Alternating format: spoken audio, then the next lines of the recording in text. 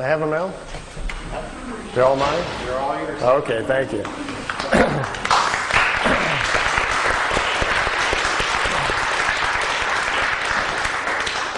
Well, it's nice to be back at Shift with all you fringe people. I kind of enjoy that. I never knew exactly what Shift stood for, so now that I know that it's fringe folks, I feel right at home.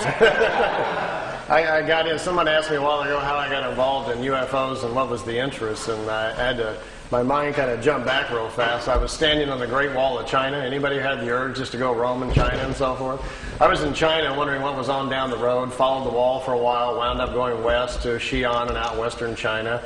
And as you keep searching for things in life, your questions get bigger. You go out there like to solve a few things like, who am I, how do I fit into the scheme of all this, and then you find out that every time you cross the border, somebody's got a whole new set of answers, knows everything about it, and thinks that they have all the answers. So you cross another border and almost have to start all over again. So there was the journey out through China into Tibet and down to Japan and over into Egypt and so forth. And after running through a few countries, I had heard that there was a gentleman in Switzerland who apparently was having contacts and conversations, if you will, with someone from another planet. And I thought, oh, here's some good stuff. Let's go check that one out. So I saw the pictures, these beautiful, clear daytime pictures of these craft that were supposed to be from another planet. And it occurred to me, if someone was really visiting us from another planet and they were human and we could speak to them, imagine what we could learn from these guys. So I set off to go to Switzerland. Got there, and there was a farmer that lived there named Edward Albert Meier. Most people called him Billy. Turns out he got the nickname Billy because he likes, like a lot of people in Europe, they like to watch our Western movies. And he was very fond of Billy the Kid, and used to carry a gun with him, and kind of saw himself as a cowboy type. So he got the nickname Billy, and people started calling him Billy. Most of all the people who know him, though, call him Eddie, because his real name is Edward. So I got to this little small location up in Switzerland called Schmidruti, which is about 45 minutes outside of Zurich. And I'm looking for this guy's place. It's not on the map anywhere. And I stumble into a little post office. And the postal guy says, well, you found it. This is the Schmidruti post office. And I says, well, where's the home of Mr. Meier? And he says, oh, he lives behind the post office in Hinter Schmidruti.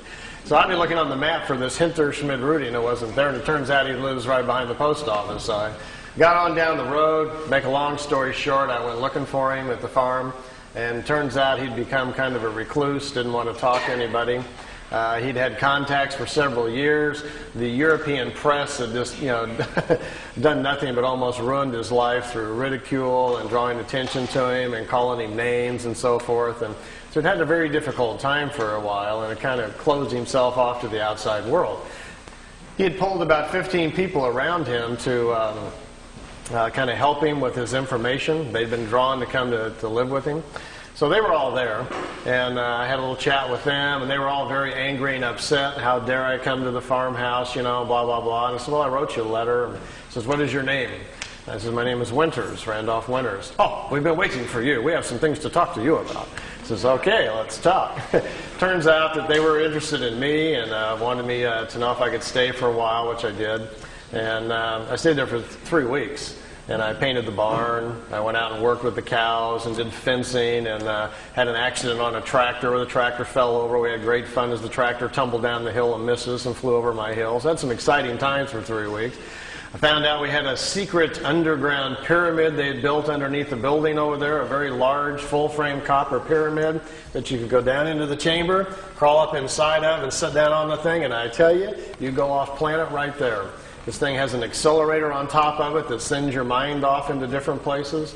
When I was young, my mother taught me a little bit how the mind works and how you get outside of your body anyway, so I did my usual thing that I do. But inside that pyramid, which had been built for Billy by these extraterrestrials, they told him how to build it, it really accelerates your meditation and your thoughts and your individual spiritual powers. So there's a lot of very unusual things going on there. But I didn't get to speak to Billy. He was walking around behind bushes and behind trees, kind of looking at me and watching me, but wouldn't come over and talk to me. So I was told, just leave him alone. When he's ready to talk to you, he will. He doesn't talk to visitors anymore. This was in '86. The last visitor he talked to was like in '84. He didn't. He really wanted to be left alone, so I left him alone. I stayed there the whole 3 weeks. Went back home to Los Angeles. Had to go back to work. Got home a week later. The phone rang. It was the farm back in Switzerland. Billy likes you. It's okay to come back. that great, like I just, got to run right back on Monday or something. So I had to wait a few months, and then I got more and more intrigued. They kept calling me, and so forth. And while I was there, they had given me this stack of notes to read. It turns out the pictures that I had seen, which I'll show you some of them in a few moments, these beautiful, clear pictures of these craft from another world, that was just kind of the end of the situation. As it turns out, Billy was brought to this planet. His spirit was put into the other side, the ring around the planet on purpose. He'd come here thousands of years ago, they said. They pull him into life occasionally. They understand how the other side works and how to pull spirits into body when they want to. Later on, I'll explain that a little bit to you if we have time or if that's something you're interested in. And it turns out that Billy's meetings or contacts had actually started when he was about 5 years old. He started getting these telepathic things and then visions. The voices got stronger and stronger, and when he was 7, the voice told him to walk out into the forest where he lives, the countryside in Switzerland, that someone was coming to meet him. He went out into the countryside to the designated area where he was supposed to go, and he says a pear-shaped object, not a round disc or a wedge or anything like that. It looked like a big pear. Remember, this is a 7-year-old boy reporting what he's seen.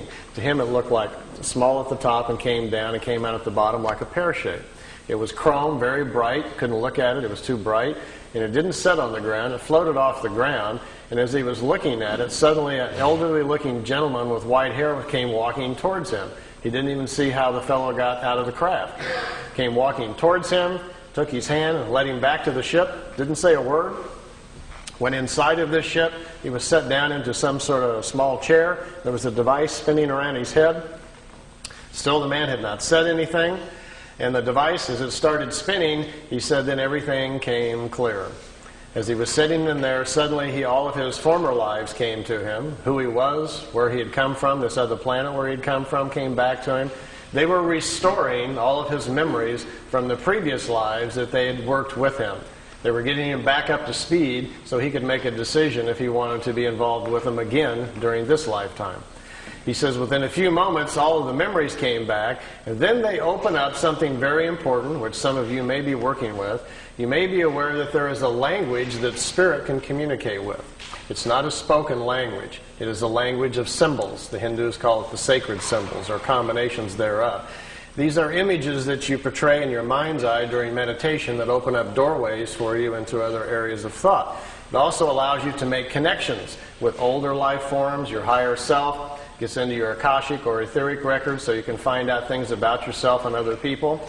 But this is a language that exists in everybody. It's kind of like part of your operating system, but you've never used it. You don't know the files on your hard drive, so you never bother to go looking for it. Well, if they open that up, like they did young Eddie inside the craft that day, and you have full faculty of that language, imagine the things you could go exploring tonight after this meeting if you understood that language. You'd be very excited to get into a meditative state and use your new language to communicate suddenly with other life forms, people on other worlds. You can even communicate with people on the other side if they choose to answer back. So you can do a lot of things and find out a lot of information. And most important,